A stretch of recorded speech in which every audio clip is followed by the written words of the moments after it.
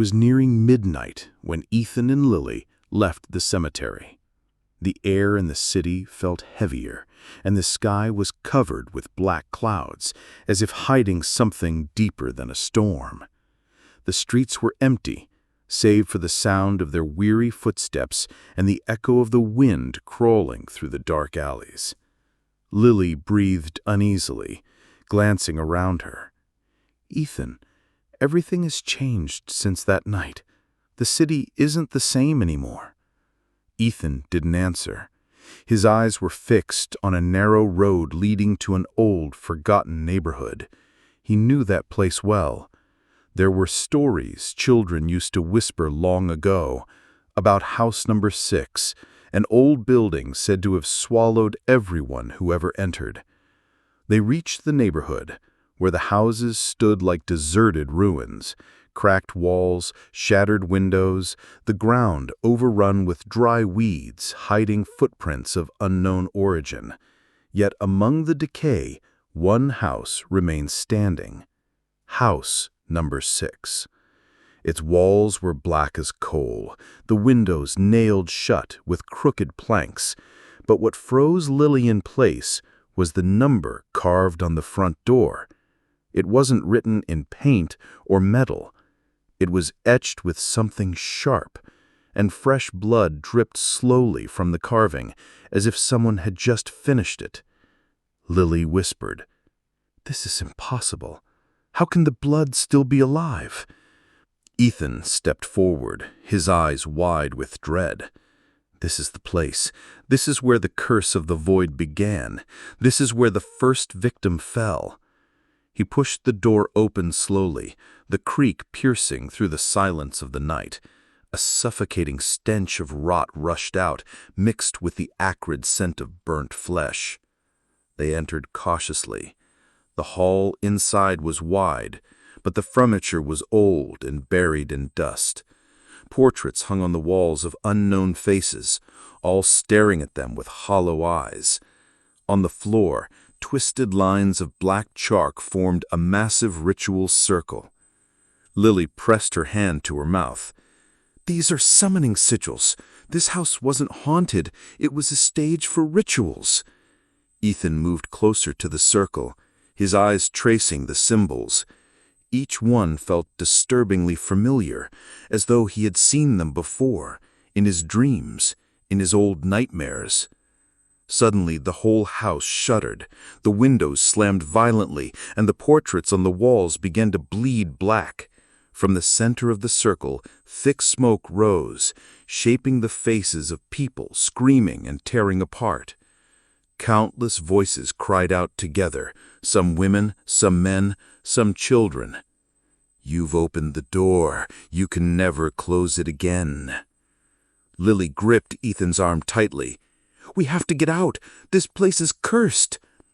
But Ethan couldn't move. His feet felt frozen to the ground, his eyes fixed on the large painting hanging above the fireplace. It was a family portrait, a father, a mother, a young child.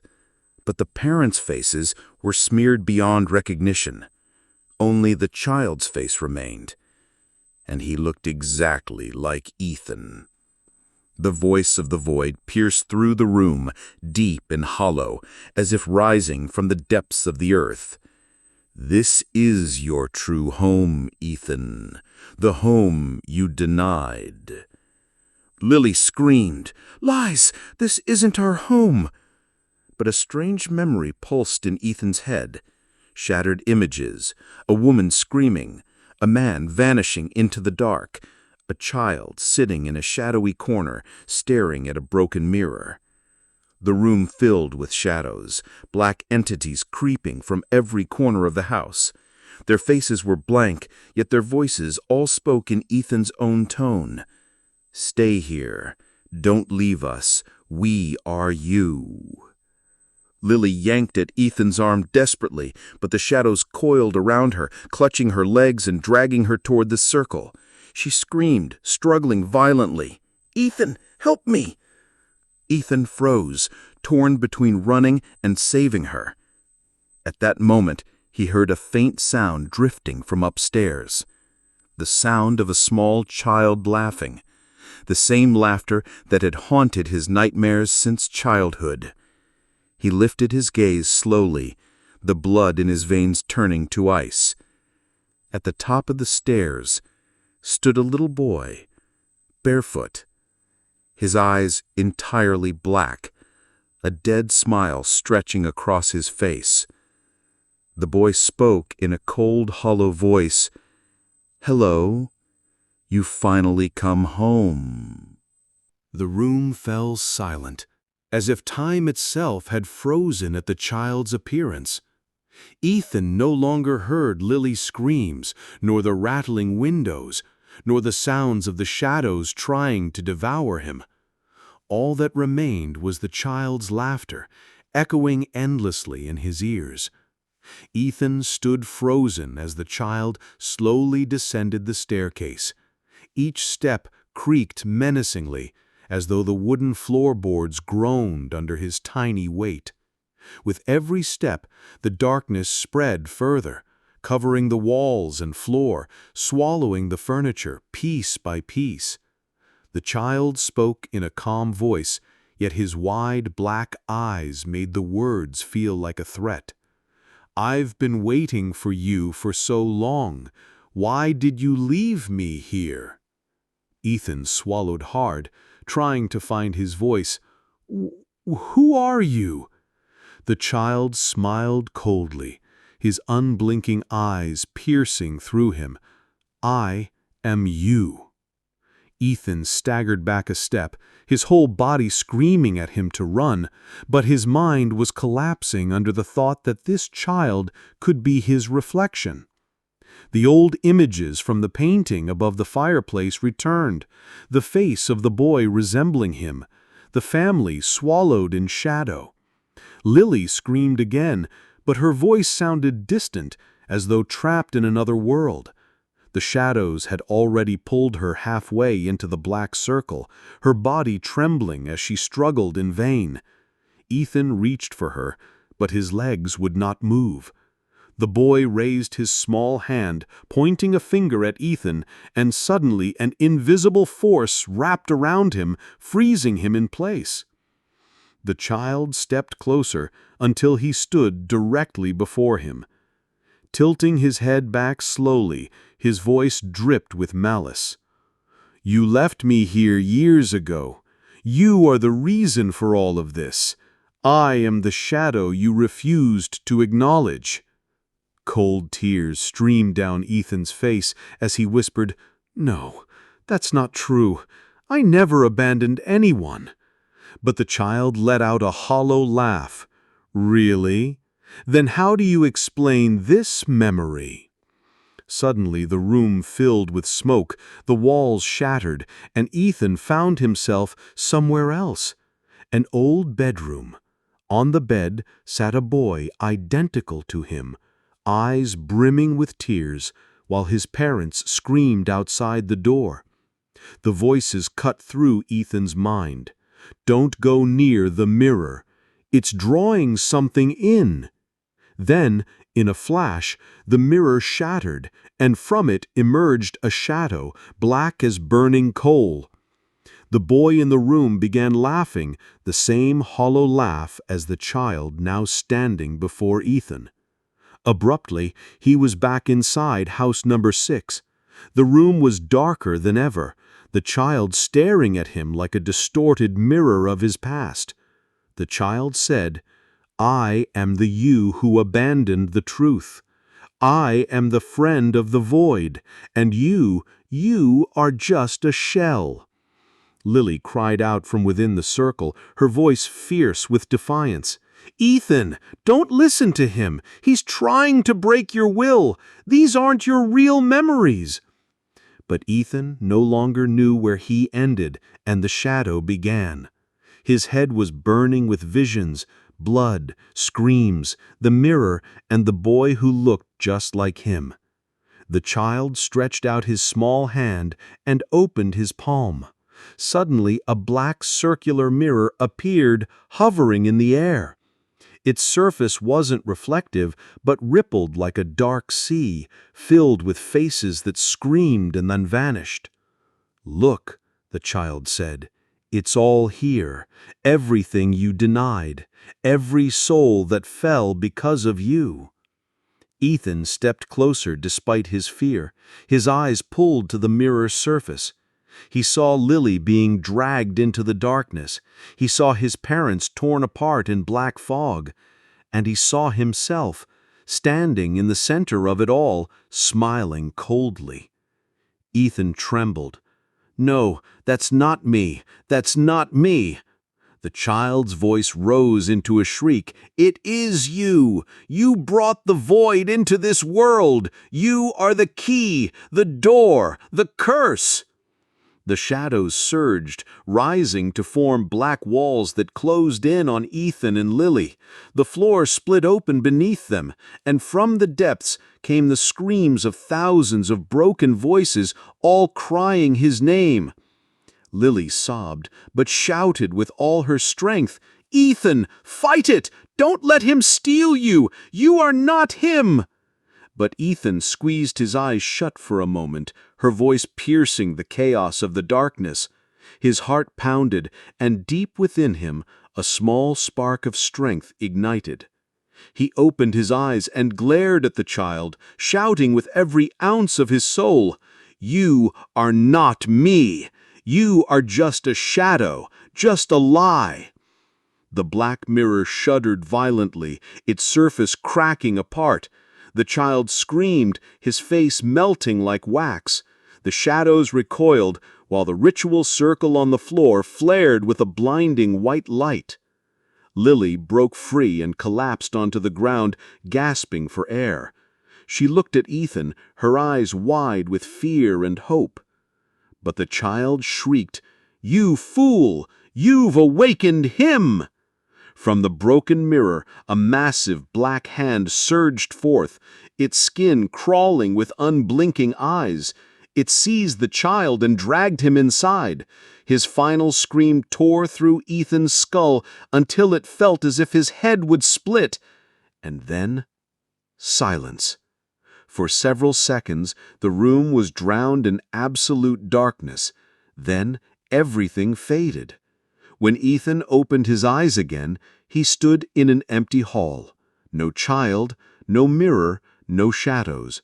Only Lily by his side, looking around in bewilderment. Her voice trembled as she asked, "Is it over?" But Ethan didn't answer, because he felt something else inside him, something the boy had left behind. A fragment lodged deep in his chest.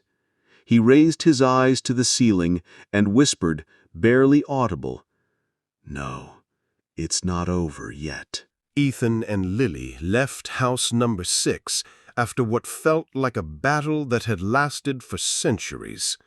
The night air was suffocating, as if the entire city had held its breath after what had happened inside those cursed walls. The sky was moonless, clouds thick, and every streetlight flickered faintly, trembling as though afraid to shine too close to that place.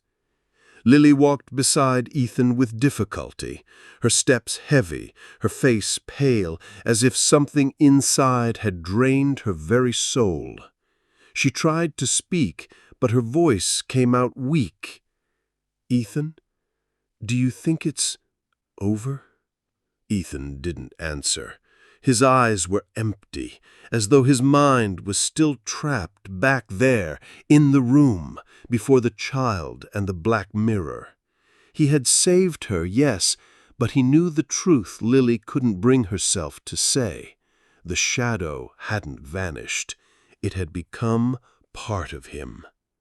They reached their car parked far from the house. Ethan slipped into the driver's seat, Lily beside him. He started the engine, but the sound wasn't right.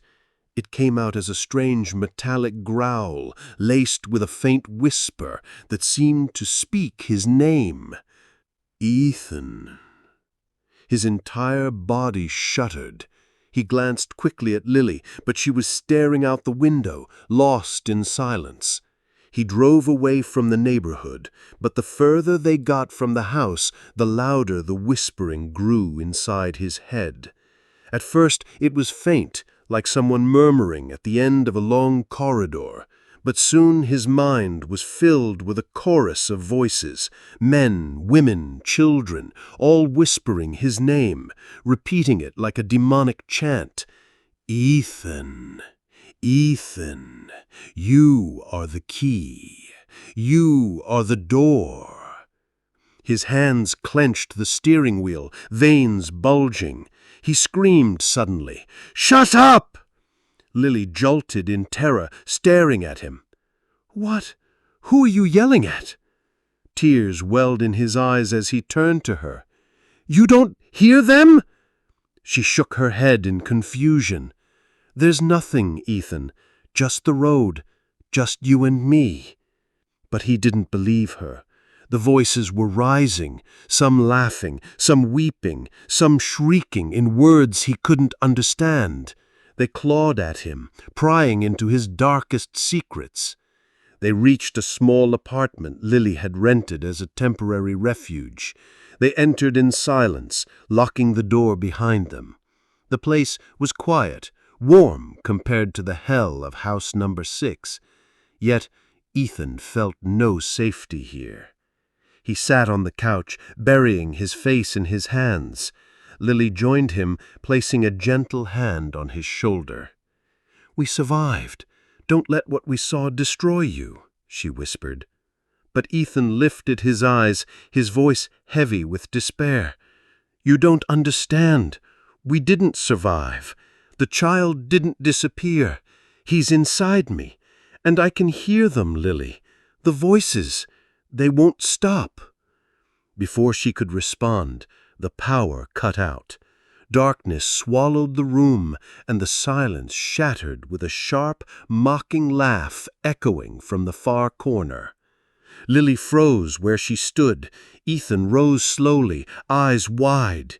From the distant shadow, a clear whisper emerged. This time, Lily heard it too. "We've found you." The apartment walls began to tremble faintly, as if something outside was pounding on them. The windows grew darker, even the moonlight no longer piercing through. Lily gripped Ethan's arm tightly. "They're here! They followed us!" But Ethan couldn't move.